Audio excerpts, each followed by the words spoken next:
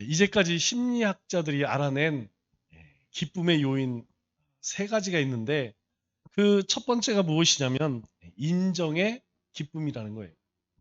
사람이 누군가의 인정을 받으면 어떤 사람이든지 기뻐한다는 것이죠. 세상에 칭찬받고 응원받고 사랑받는 거 싫어하는 사람 한 명도 없죠. 그러니까 우리는 누군가 어떤 일을 하면 참 잘했어 이렇게 인정해 주는 게 참 필요하죠. 두 번째로는 성취의 기쁨입니다.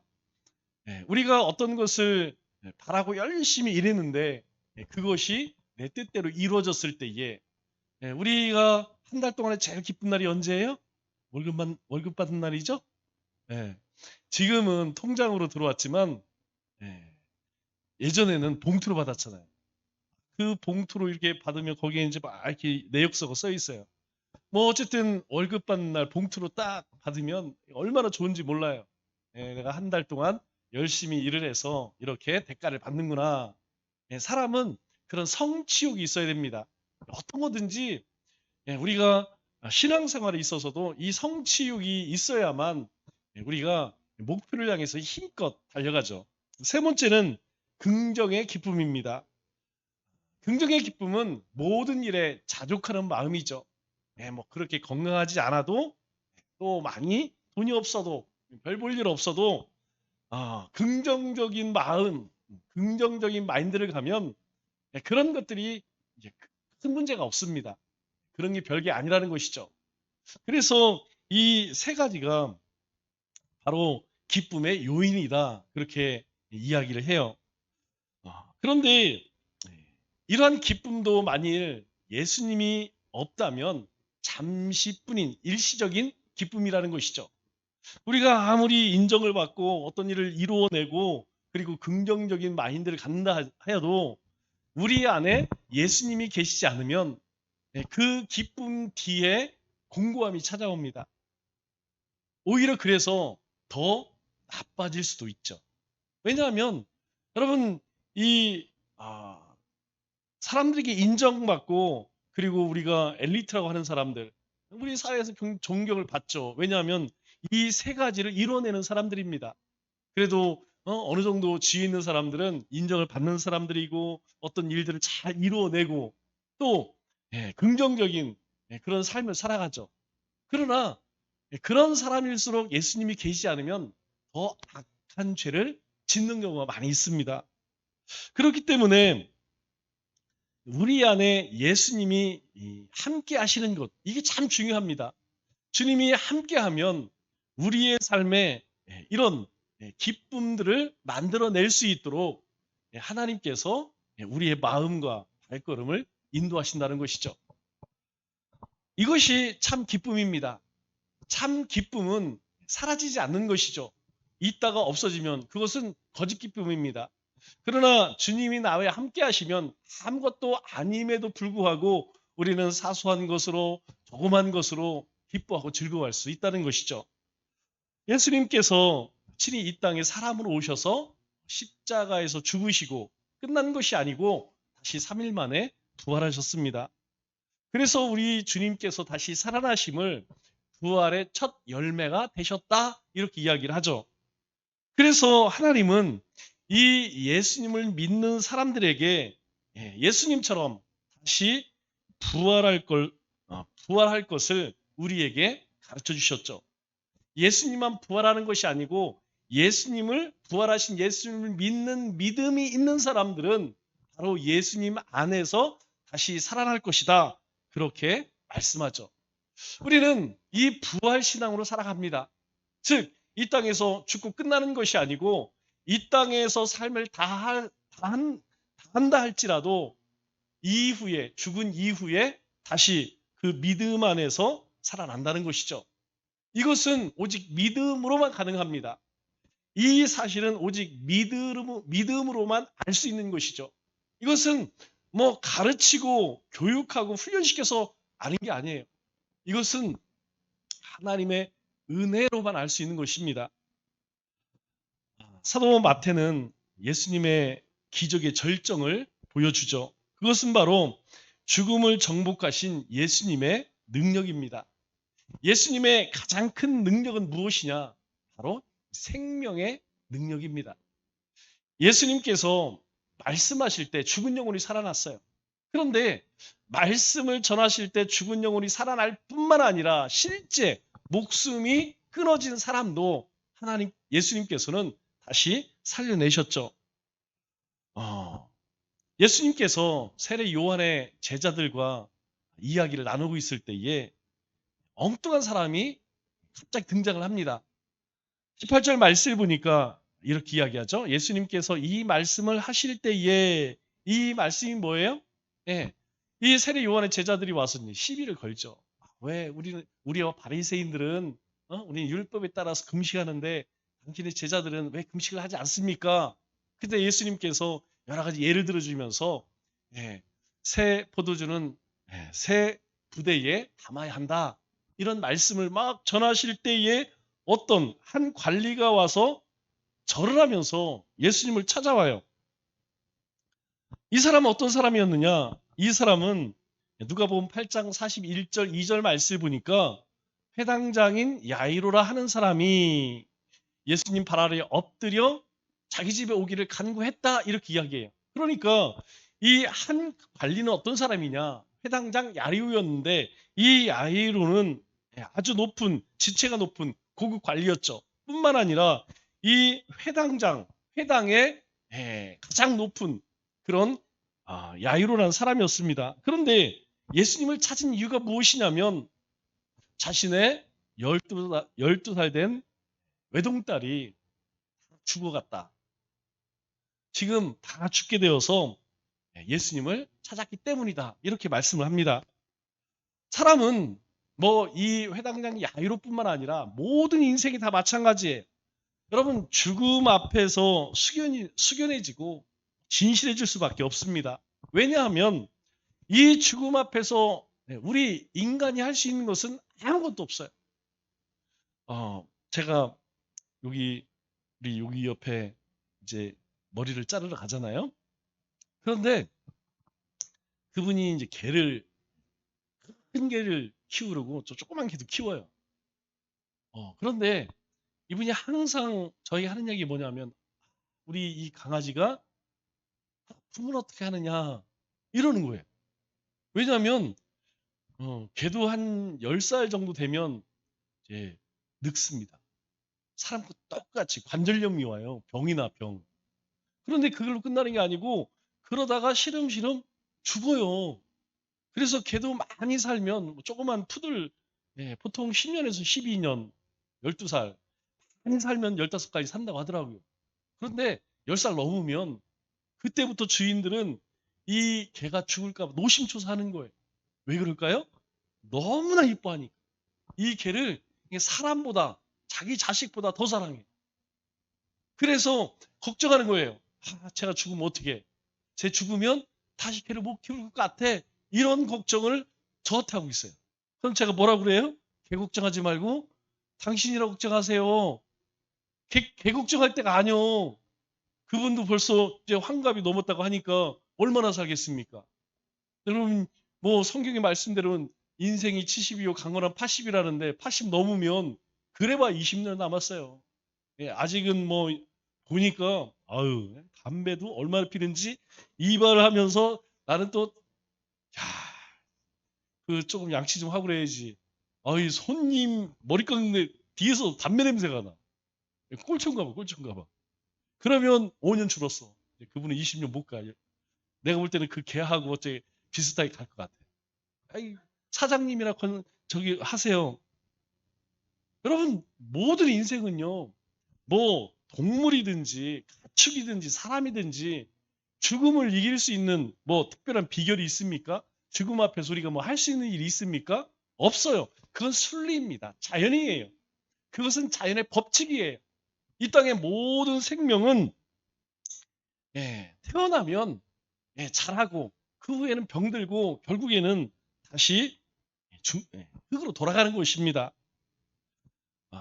당대 유대의 고급 관리이고 종교 지도자인 이 회당장 야이로도 이 12살밖에 되지 않았습니다. 12살이면 우리 초등학교 한 3학년, 4학년밖에 되지 얼마나 이쁘겠어요. 외동 딸이라니까, 아들도 아니고 딸이니까 얼마나 이쁘겠습니까? 뭐 우리 딸들은 20살이 돼도 30살이 돼도 아니 40살, 50살이 돼도 부모 눈에는 아들보다 딸이 훨씬 이뻐. 우리 서장모님 그거 모를 거예요. 아들만 있는 사람들은 절대 모릅니다. 여러분 이 딸이요 정말 이뻐요. 아들들은 너무 그냥 나갈 때 갔다 올게요. 오면 갔다 왔어 이거밖에 없어요. 그런데 딸들은 달라요.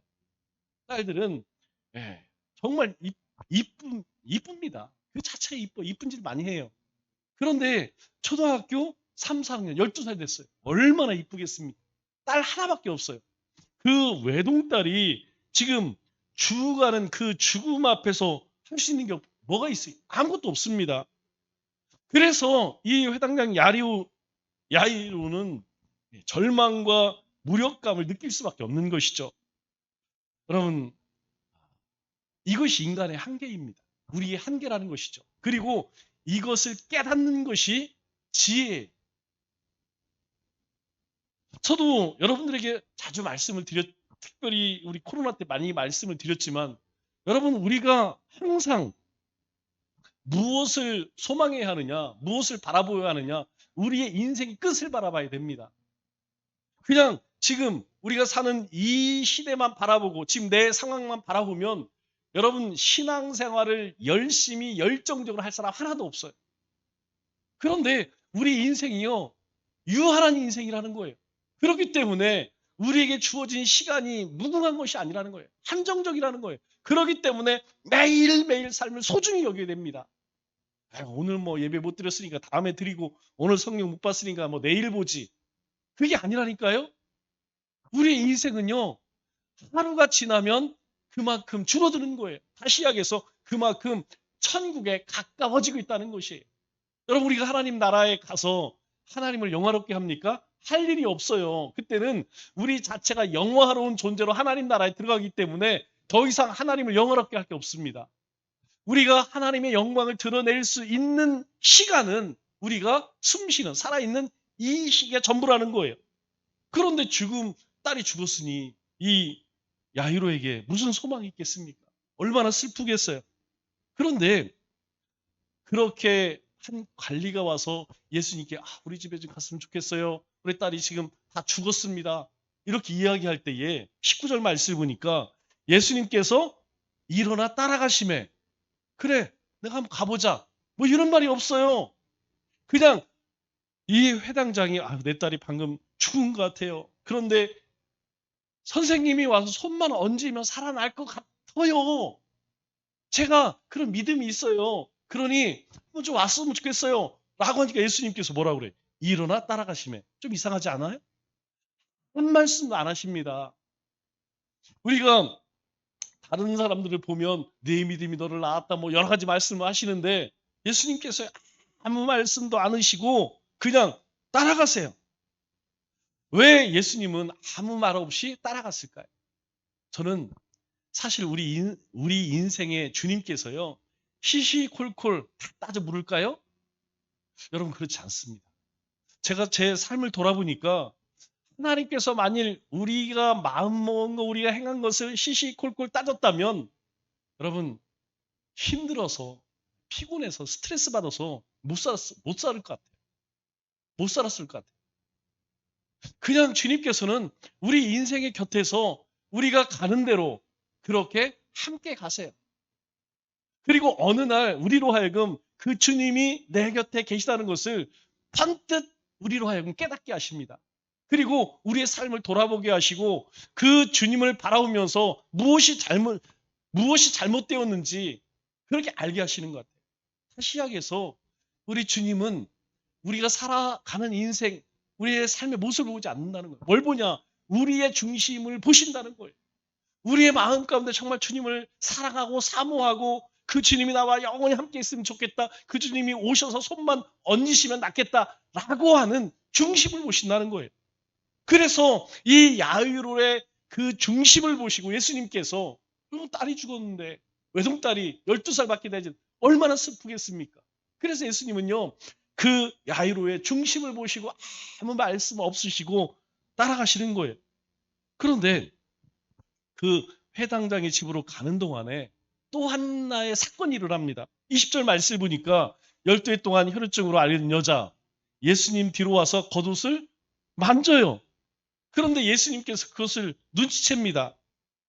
여러분, 이 혈루증으로 앓은 이 여자, 혈루병 걸린 이 여자, 이 유실병이라고 하죠. 이스라엘에서는 아주 부정한 병입니다. 그런 몇 년 동안 12년 동안 이 유출병으로 고통을 당했던 여인이에요.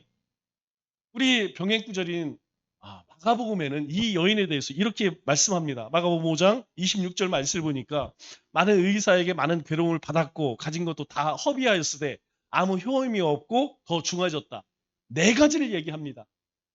이 마가복음에는 이 혈증 이 여인에 대해서 그 병을 고치기 위해서 많은 의사에게 괴로움을 받았다는 거예요. 그러니까 자기가 가진 것 다 허비할 동안 아마 좀 있었던 그런 집안이었나 봐요. 그 재산 다 털어먹을 동안 많은 의사에게 그냥 치료한다고 하여서 뜸도 놓고 침도 놓고 약도 먹이고 별짓을 다 한 거죠. 그런데 효험이 없어요. 뭐라고 해요, 성경이? 아무 효험이 없어요. 아무 효험이 없어요. 오히려 더 중하여졌다. 이렇게 이야기합니다. 여러분, 정말 불쌍한 여인 아니겠습니까? 여러분, 이 사람들 한번 보세요. 여러분, 이 많은 의사들, 그들이 정말 이 혈유증 걸린 이 여인을 치료하려고 했을까요? 우리 요즘에도 뭐 그런 종종 동네마다 하나씩 있다고 해요. 과잉진료. 네. 우리 동네도 하나 있어요. 저기 어떤 병원. 가면 일단 하는 게 뭐냐면 엑스레이 찍읍시다. 다음에 그냥 동네 의원에서 MRI 찍읍시다. 뭐 이래요. 그래서 좀 문제가 많은 데가 있죠. 이게 과잉 진료예요. 그래서 결국 가진 거 다 허비하고 아무 효험도 없고 오히려 그러는 중에 더 심해져 이용만 당했다는 것이죠. 우리는 이 불쌍한 여인의 심정을 이해할 수 있습니다. 왜냐하면 이런 사람들이 우리 주변에도 많이 있습니다.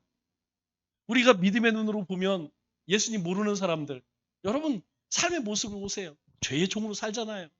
이 사탄의 종으로 삽니다. 그래도 몰라요.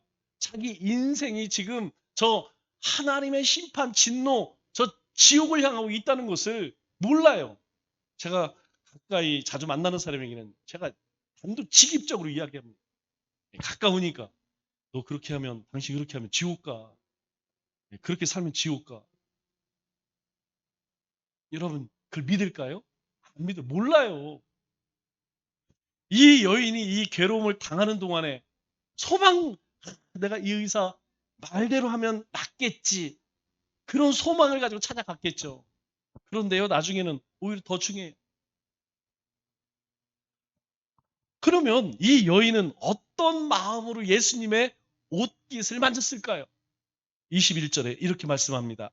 이는, 그러니까 이 여인이 예수님의 겉옷을 만진 그 이유는 자기 마음에 그 겉옷만 만져도 구원을 받겠다 함이라.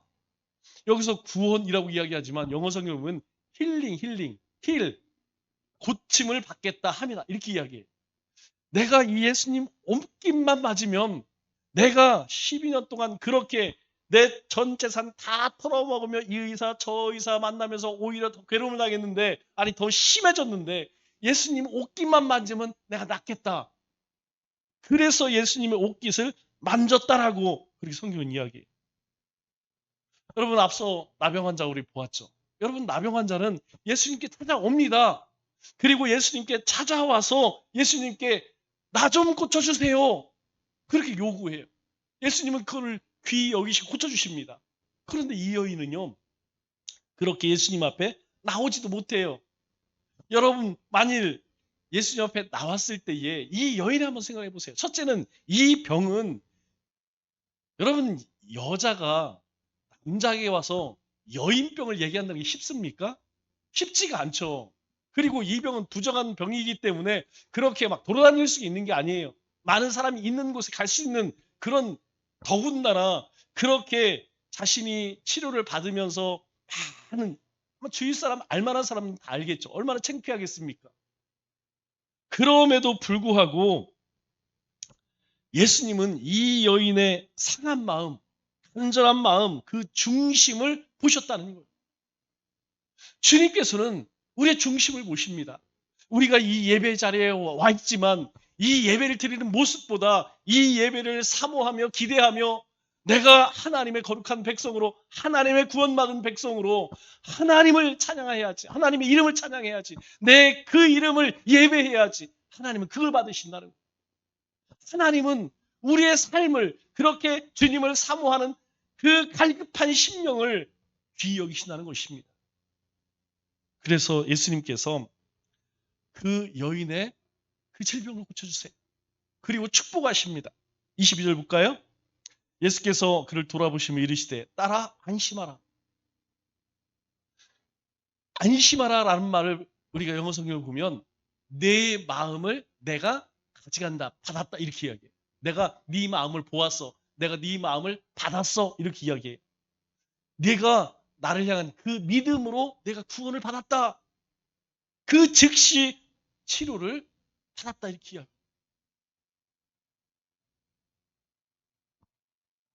하나님께서 우리의 무엇을 보실까요? 우리의 은사를 볼까요? 우리가 주님 앞에 행한 헌신을 볼까요? 주님 앞에 드린 물질을 볼까요? 그렇게 헌신하는 우리의 마음을 보신다는 거예요. 주님 앞에 우리의 물질을 아낌없이 드려도 감사한 우리의 마음을 보신다는 거예요. 이 더운 날씨에 와서 교회를 청소하는 그 마음을 주님을 보신다는 거예요. 주님을 향해서 내가 가진 것 아낌없이 드려도 기쁩니다 라고 하는 그 중심을 우리 주님은 기뻐 받으신다는 거예요. 뜻하지 않은 사건으로 인하여서 예수님의 발걸음이 늦어졌습니다. 이 회당장의 집에 가니까 23절에 보니까 어떤 사람들이 있어요? 이런 사람들이 있습니다. 피리 부는 자들과 떠드는 무리들. 피리 부는 자들은 어떤 사람이냐? 유대 장례 풍습이 그렇습니다. 제가 예전에 우리 증조 할아버지가 계셨는데 제가 초등학교 4학년인가 5학년 때 돌아가셨어요. 그때 보니까 그때는 다 집에서 장례했잖아요. 이 장례를 치르는데 동네 사람들이 와서 뭐 하느냐? 고스톱 치고 있더라고. 한쪽에서 윷놀이 하고 있더라고. 그게 뭐 재미로 하는 게 아니고 돈 내기 해. 밤새도록 이거 하고 있더라고. 한국 뭐라 그래요? 장례식장에 가면 장례식장에 친구들이 와서 같이 해준다고 그거 하고 있더라고. 요즘에 보니까 장난 아니에요. 그것처럼 이 유대 장례 품속에 이 피리 부른 사람들이 와서 그 상을 당한 상주를 위해서, 그 가족을 위해서 악기를 불어줘요. 떠드는 사람 누리겠습니까? 떠드는 사람은 동네 사람들이겠죠.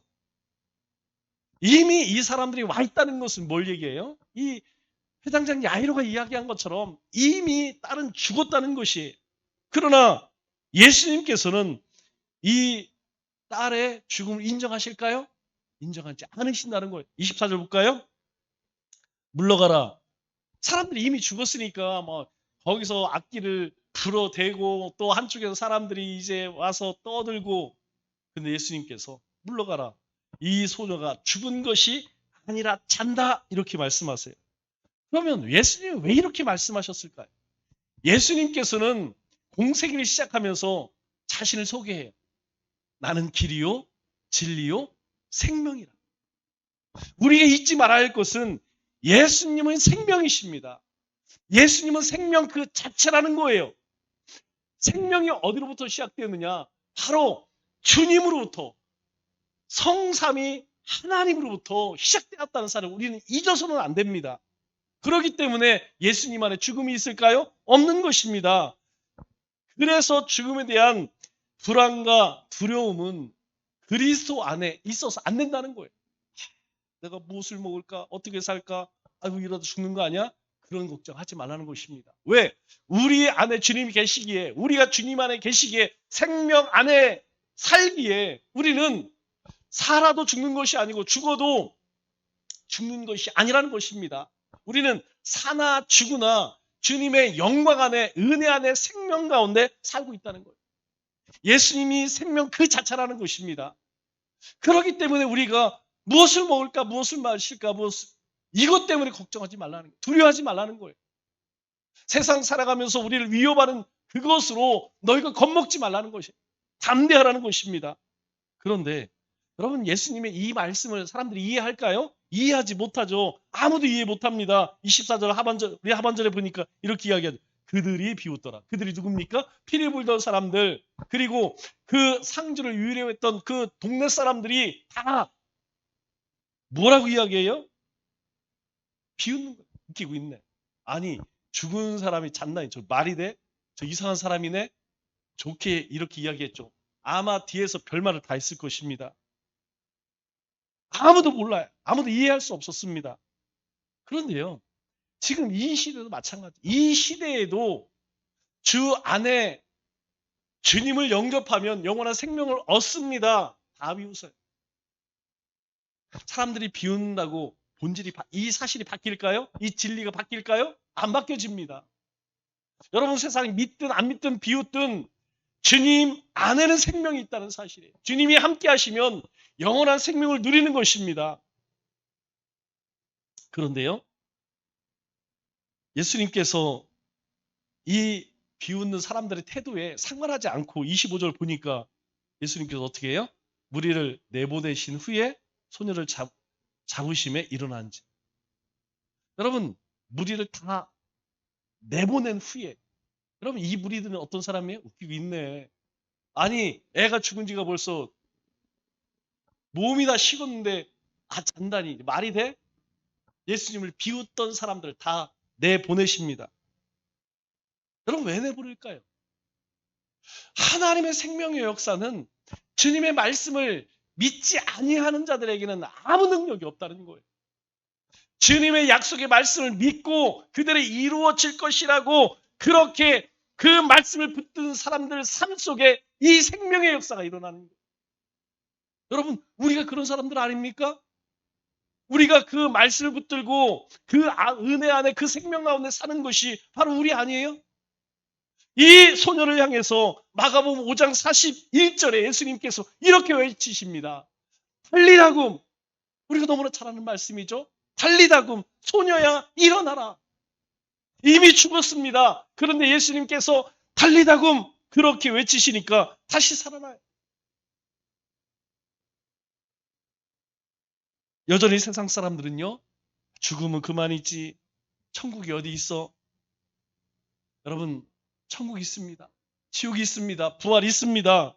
그리고 우리도 언젠가는 주님의 그 은혜 안에 다시 살아날 것입니다. 오늘 우리를 향해 주님께서 달리다고 외치십니다. 우리는 이 땅의 죽은 자들이 아닙니다. 주님이 주신 생명을 가지고 살아가는 하나님의 사명자들, 하나님의 부름받은 소명자들이에요. 남은 3일도 이 죽음을 이기신 예수 그리스도의 참 생명의 은혜를 누리고 전하며 살아가는 우리 믿음의 건속들 되시길 주님의 이름으로 축원합니다.